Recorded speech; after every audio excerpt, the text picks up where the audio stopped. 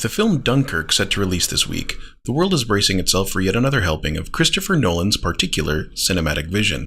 With that in mind, I thought that it might be a good idea to revisit an older written piece that I'd done on the ideology of Nolan's films in the form of a video essay for my first foray into YouTube. Let's see if this works. Warning: there will be spoilers aplenty for many of Christopher Nolan's directorial efforts beyond this point. If you've not seen the films discussed, it's not my fault if you continue watching the video. Oh, and if you're a huge Christopher Nolan fan, you might want to stop the video now and just walk away.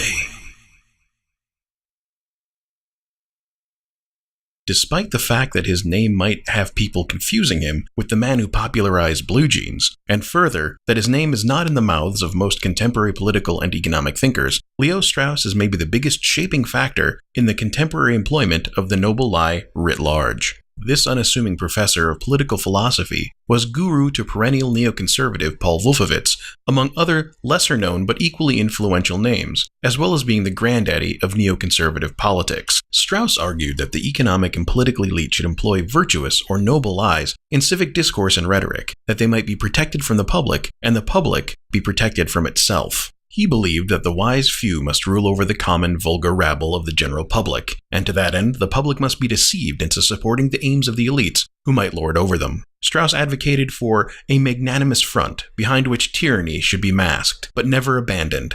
This unassuming man, whose ideas would shape the nature of domestic US politics and thus global power politics from the 1970s to this very day, taught that a ruling elite need not even believe any of its virtuous yet fallacious rhetoric. Only that those presentations must be effective tools in mobilizing the public to the support of elitist ends. Strauss was the very embodiment of cynicism in political philosophy. The concept of the noble lie has a long history in Western philosophy and literature, tracing its direct origins as far back as Plato, moving through Niccolò Machiavelli's too often taken way too literally cold satire, The Prince, through to such condemnatory dissections as Alan Moore's The Watchmen. However, a perfectly succinct illustration of the internal dichotomy of the concept is found in the poem The Grand Inquisitor, from Fyodor Dostoevsky's 1880 novel, The Brothers Karamazov. In the poem, we find a return to Jesus, having been imprisoned by the Grand Inquisitor of the Catholic Church, participating in a philosophical discourse with the titular figure. Jesus is told by the beaming tyrant that the people need to be ruled with deception, and that the elite of the church are the only ones worthy of the burden of freedom. The Grand Inquisitor claims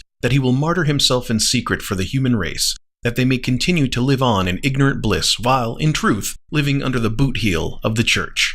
The Inquisitor finally justifying his outlook with these words: "Anyone who can appease a man's conscience can take his freedom from him." Jesus then leaves the Grand Inquisitor with a soft kiss on the lips, not giving him the satisfaction of an explicit reply, nor the reader the satisfaction of knowing what Jesus truly thinks of the strategy, that Satan may be invoked in secret, such that the people will obediently follow the representatives of God on earth for their own good.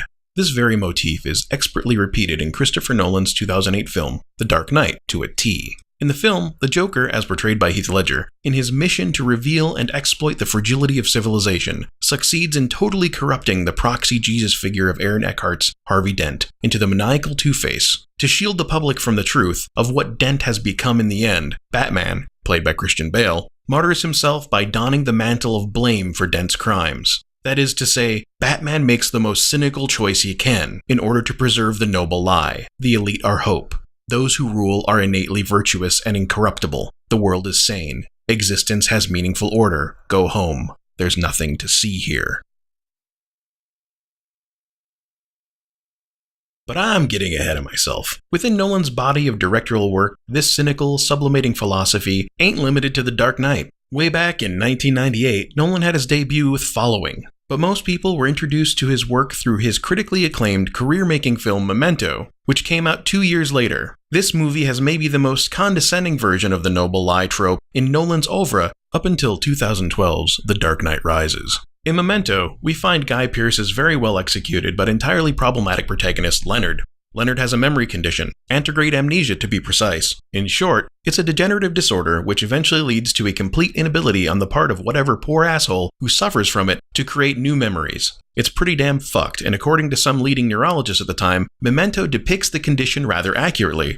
Oh, and on top of all the amnesia, Leonard also actively deceives himself. More on that later. Treating the short-term memory loss problem that Leonard suffers from, combined with the telling of the tale in disjointed reverse, as the obvious devices they are, I'm pummeled by the realization that the protagonist is a metaphor for everyday common people, searching for tangible truth in their own limited existence. Leonard is the simplest of stand-ins for the average human, a la a ponderous extrapolation of Plato's cave, as seemingly Nolan sees it. Unfortunately for Leonard, and us, I suppose, he is never able to pay attention long enough, able to retain enough information at once, or willing to accept what truth he uncovers to synthesize a complete picture of his predicament, and thus, the truth of his being is never personally realized. He is denied catharsis, and thus the audience is denied the same. Then there are the jerks around him. Leonard, during his struggle to discover the truth of his predicament, as symbolized by his dead wife and the incident that gave him amnesia, those who are actually in the know constantly attempt to distract him away from realizing that truth. Chiefly, Joe Pantoliano's somewhat ambiguous Teddy and Carrie-Anne Moss's Natalie. Adding to this, these agents of reputable fibbery seemingly keep redirecting Leonard to serve their own ends, often touting the virtues of their intentions. When the audience finally does discover the truth of Leonard's pained predicament, it is revealed as both an existential and actual horror, and that although those who were attempting to baffle his efforts were dishonest, maybe he was better off not knowing. So much better off not knowing that early in his predicament, Leonard sets himself astray, as he had made a bed he'd refused to lie in. In the end, Leonard is easily seen here as a stand-in for the general public, with the moral of this cynical tale being that the public is better off not knowing the truth of their lot, the truth of their culpability in that lot, or the reality behind the intentions of those who govern and guide them.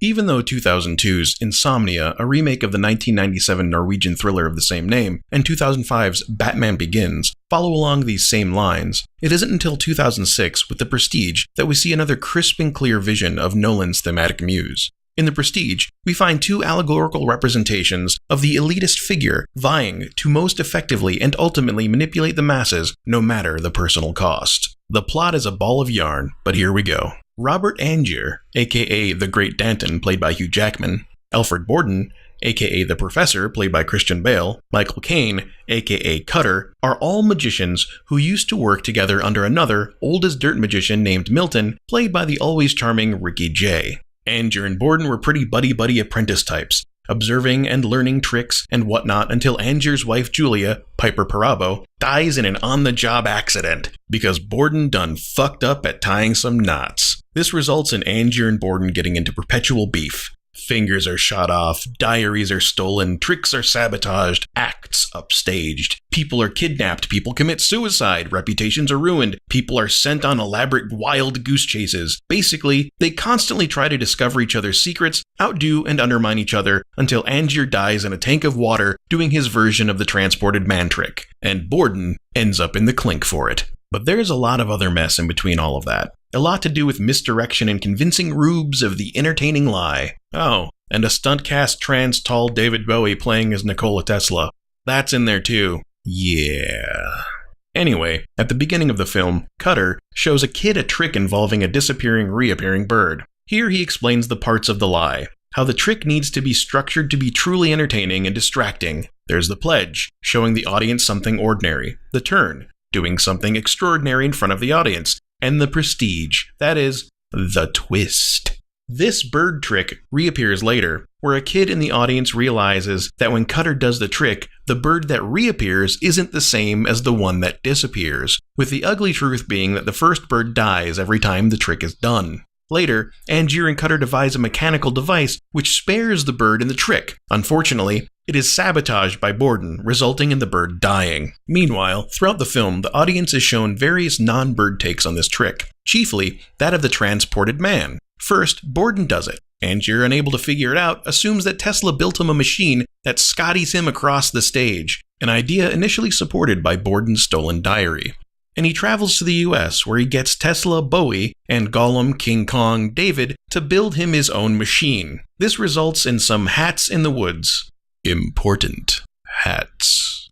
Angier then brings his machine back to London, unveils the trick, and Borden loses his shit. Borden can't figure out how Angier does it. Long story short, Angier duplicates himself, killing the duplicate in a tank of water under the stage in every performance. Meanwhile, Borden's transported man is done via twin brother, a brother whose existence is hidden from even their loved ones. All in all, the both use lies, deception, the lives of those around them, and even, in a sense, they become martyrs to their cause. The cause of fooling people in the hope that they'd be entertained by and convinced of their lies. Here, deception is brought into a sickly noble frame, and celebrated as a virtuous end unto itself. Like trained craftsmen working wood, it is the beauty of their art which is enough to exalt their actions, the human cost be damned. But even here, it's a lie, because their tricks turn out to hide a deeper deception. There's no sleight of hand, no craft, just an actual person at each end of the performance. These two mavericks of counter-Enlightenment classicalism do not search for any enduring truth, let alone even something clever to be proud of, beyond the ability to manufacture a convincing, if entirely false, totality for the audience. Angier and Borden could just as easily be switched into the roles of competing corporate advertising executives, political campaign managers, or even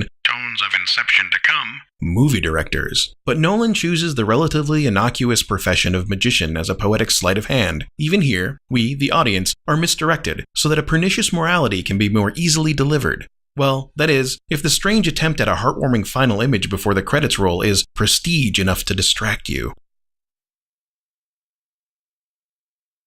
The ante is upped steeply for 2010's Inception, a very thinly veiled metaphor for the moving parts of filmmaking itself. The plot? Oddly less convoluted than The Prestige, considering its trappings. In short, Leonardo DiCaprio uses bullshit machines to lead a team of people into the dreams of others to incept ideas deep into their psyche. So deep that these ideas seem like their own. Each character in the Inception team is an analog for the different aspects of a typical movie's creative team. DiCaprio's Cobb is the director, Ken Watanabe's Saito is the producer, Ellen Page's Ariadne is the scriptwriter, Tom Hardy's Eames, the lead actor, and on and on. And the structure of the movie takes the shape of a reverse heist action flick with a lot of surreal mindfuckery. Very compelling, huge technical achievements, weird old man makeup, you get the idea. And if you haven't seen the film, you've probably been living under an abandoned yurt in Tuva. I refuse to get long-winded about setting it up. Thematically, the focus here is on constructing a grand lie in perfect balance with reality and expectation, such that the ideology of the finished piece can imperceptibly and painlessly implant itself in the hearts and minds of the consuming masses. Here, Leo's protagonist, fever-brained Cobb, finds himself martyred by his own deception. In becoming the greatest practitioner of his art, the Grand Inceptioner falls victim to his own methods, believing that the lie of dramatic closure's promise in a fiction can necessarily exist in real life. The audience, meanwhile, is left wondering what that might mean.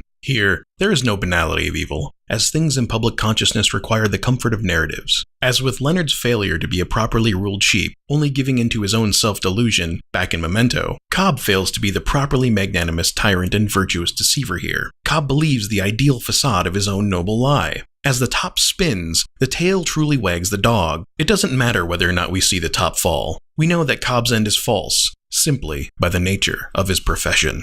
Fucking Batman. In 2012's The Dark Knight Rises, the philosophy of the noble lie is the shitty life's blood that runs through its corroded pipes. The obvious point to illuminate is that of the misdirection concerning the true antagonist of the story. The audience is first led to believe that the master villain is Bane, played by Tom Hardy, only to later be shown that it is, in truth, Bruce Wayne's half-hearted romantic interest Miranda, who is, in fact, Talia al Ghul, played by Marianne Cotillard. This, however, is simply the rind of this moldering orange. The truly clever deception here is the narrative spun about the ruling class and their charges, the police. Their collective victimization at the hands of Bane, his criminal mob, and, we are led to assume, an incensed general public run amok. The cops are duped into exile, unable to perform their law enforcement duties and seemingly abandoned and even rejected by the public. Meanwhile, kangaroo courts made entirely of escaped convicts and such are formed to persecute the moneyed affluent of Gotham's high society. The film is very deft at promoting a totalitarian agenda here, one that not only exalts the noble lie within the lives of the film's characters, but one that also transforms this device into a full-on tactic against the audience's perceptions about what it means to be a civic entity within a city and nation, what it means to be a citizen. Throughout the scenes of upheaval, we are scarcely witness to the general public participating in the riots that lead to the removal of police authority from the chessboard and the subsequent occupation and sacking of Gotham. Rather, the audience is shown the escaped convicts, Bane's hamily evil orations and machinations, followed in short order by visions of desolate and deserted streets. We are not shown regular people occupying the commons or continuing their personal lives. Conversely, we are repeatedly shown how much the police are put out by their exile, and how the wealthy suffer in the absence of law and order. Even Bane's criminal plot is a deception against the absentee civic body. He claims out of one side of his neck that he represents the people's revolution, while in truth he's dead set on cleansing the earth of the debt of sin that is Gotham.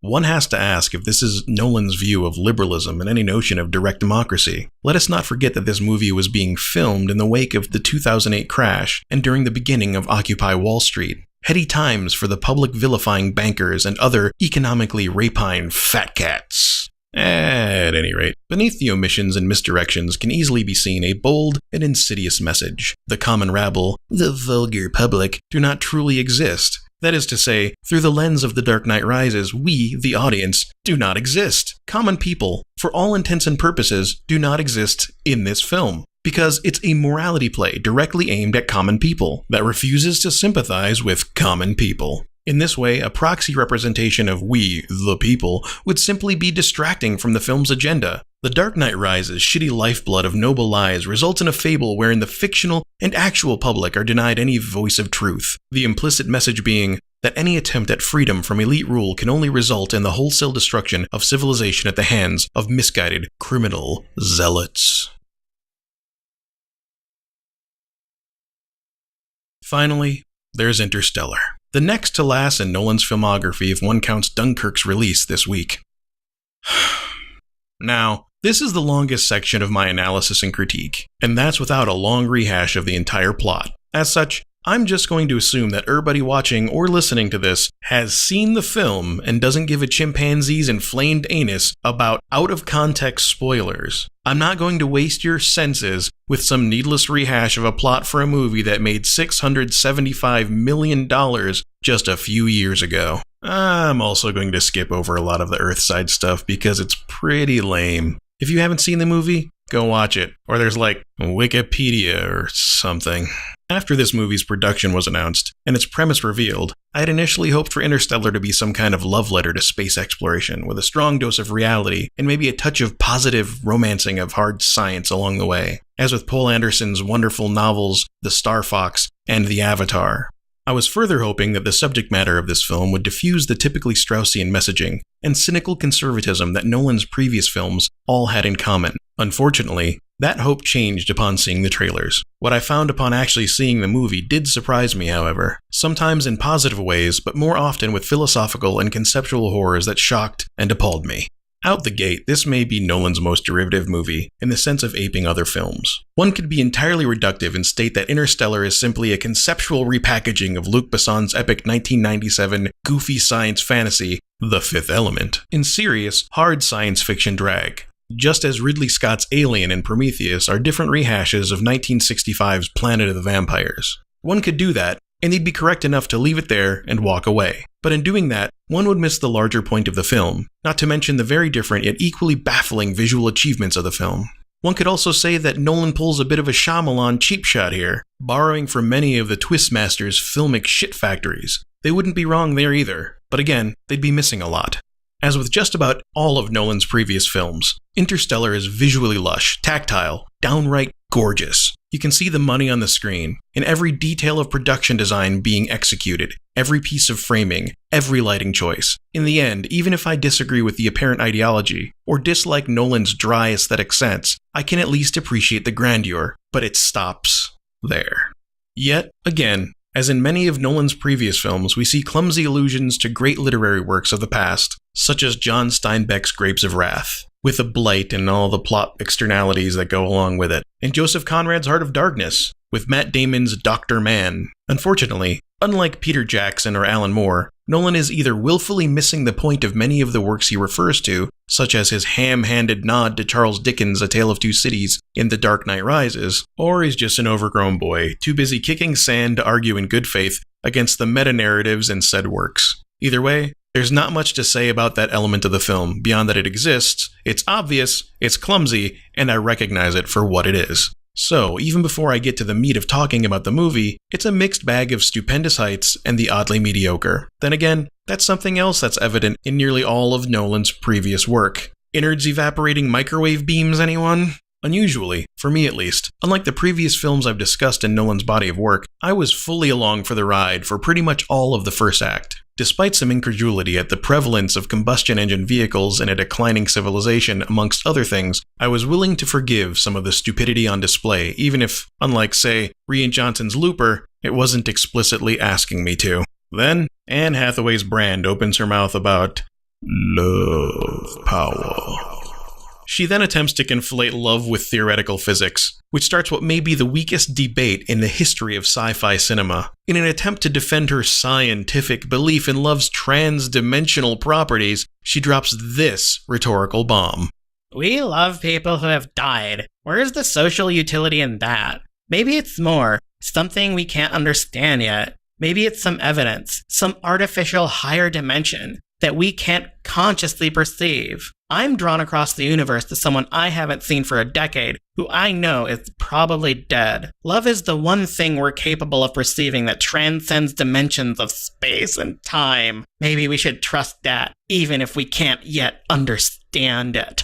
This sappy comeback stumps the previously stolid and practical mindset of Matthew McConaughey's Cooper. In the ensuing moment of silence, I didn't miss a beat, answering the question for myself in my head. We humans continue to love and remember those who are dead so that we can maintain knowledge of what their life and death taught us, especially if that person died from a disease or other ailments, and doubly so if they lived a rich life full of achievement. Memories are also tied to our motherfucking emotions, whether we like it or not. It's in the wiring. We can even discover people who are dead, who we never knew in life and will never meet, and fall in love with the idea of what they represent, as it tends to say something about ourselves and the world we inhabit. You're an idiot. I bet that you think that ants feel emotionally articulate pain, asshole. There was a conceptual shark that got jumped. A fridge that got nuked. The movie suddenly achieved the impossible feat of contracting a congenital defect. It got retarded, and it happened in that moment. I continued watching, as self-delivered nut punches are something that I'm totally into. Not long after that, we meet Nolan's outer space take on Kurtz from Heart of Darkness, in Matt Damon's Dr. Mann. Which, come on, a more transparent metaphor doesn't exist than this fucker's name. Extra consonants do not hide a damned thing. At 9.3% compounded, man is supposed to be what happens when someone lives according to pure reason, does not console themselves with love, and looks the abyss right in the taint, and that abysmal taint looks right back, as per Nolan's vision. Well, sort of. We'll get back to that later. Dayman is a lesson to the rest of us. Scientific exploration of outer space cannot succeed without spirituality to guard us against the pain of the real possibility that we may fail and fade away. When Dr. Matt Damo Kurtzman finally reveals that he's long since lost his shit, attempts to commit a shit ton of murder, only to half succeed at that, but finally succeeding in accidentally offing himself because he lost all of his astronaut training to it's proof in the punch that the rational animal is not good enough to survive without the lie of civilizing hope. Don't be deceived though, because like Nolan is totes an atheist or something. The horror. Speaking of which, here's where the first of the obvious noble lies kicks in. It turns out that Big Daddy Professor Brand, played by Michael Caine, was lying about his prospects for solving the gravity equation that would save all of the earthbound Hooboons. He'd actually solved it years ago, but the answer revealed that the only chance to save the human species would be to get data from inside of a black hole, which is beyond problematic. People get angry, people cry, and people continue to lie.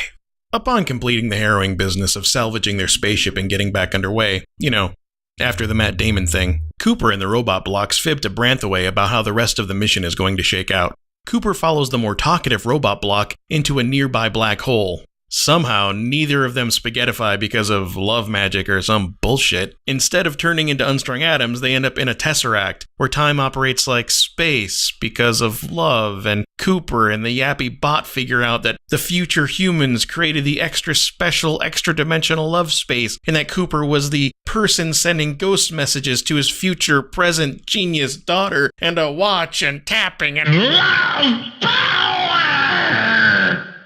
The Tesseract scene is beautiful, but seriously, fuck this movie. Here's the thing. I highly doubt that Nolan believes in what he's preaching in this movie.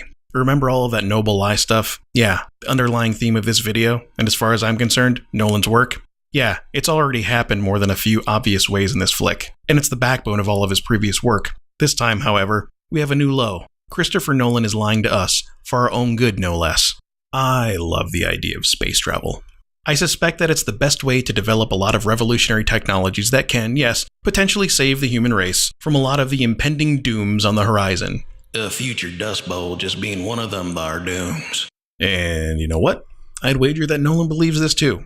He might even be so optimistic as to believe in the potential of space colonies and other goofy shit. Yeah, sure. You know what he likely doesn't believe, though? That love can transcend dimensional barriers and manifest convenient deus ex machina in real life inside of a fucking black hole.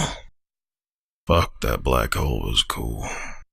Now, what Nolan is likely doing here is telling the audience a comforting, virtuous, and noble lie for our own good. Parochial bullshit. He knows that the general public doesn't give a shit about space travel despite SpaceX or whatever else. Americans, UK fuckers, Canadians, and other first world countries can't be bothered to think, much less do anything about the various encroaching dooms that our species likely faces in the not too distant future. So, Nolan gives the audience a slightly melancholic piece of romantic cinema as agitprop in favor of space exploration in an attempt to make us feel impractically good about it. He's created this giant piece of pro-space propaganda, not for people who already love science, the notion of space travel, and are actually worried about the outcome of our species over the next century or less. Again, no. He's made this film for the majority of people who are checked out, because he thinks that a fancy lie is more convincing than a bald-faced, objective truth. Admittedly, I'd be angry about the woo-woo love power crap even if I didn't think that it was a Straussian deception. But the added insult of it being a structural element that insults the intelligence of the audience makes it that much worse. Even if the general public are checked out, undereducated morons who can't get their heads out of their cushioned tombs, it's the principle of the thing. An uncomfortable truth is always better than a pleasing deception, because the straight dope gives people the ability to have true agency. And that, amongst all the other high ideals involved with the possibilities of the human condition, is what being a self-actualized person is about. When someone purposefully attempts to subvert that, even when fueled by the best of intentions, they're being a grandmaster douchebag of the highest order. And even though that's a sort of amazing achievement, in a way, it's horrible. That's what Christopher Nolan's whole career is based around. Actively exploring ways in which to enshrine noble lies. And Interstellar is the most insulting product he's released to date in that regard. Well, that is, unless Dunkirk is somehow worse. Oh, and by the way, I know that this is all my opinion, and I could be totally wrong and all of that. I get it, and I own it. But just as a little icing on the argument cake, here are 2 quotes from Leo Strauss. Compare them with what is revealed by taking a long side look at the messaging in Nolan's movies, especially Interstellar, then get back to me. No bloody or unbloody change of society can eradicate the evil in man. As long as there will be men, there will be malice, envy, and hatred, and hence there cannot be a society which does not have to employ coercive restraint. Once we realize that the principles of our actions have no other support than our blind choice, we really do not believe in them anymore. In order to live, we have to silence the easily silenced voice of reason, which tells us that our principles are in themselves as good or as bad as any other principles. The more we cultivate reason, the more we cultivate nihilism.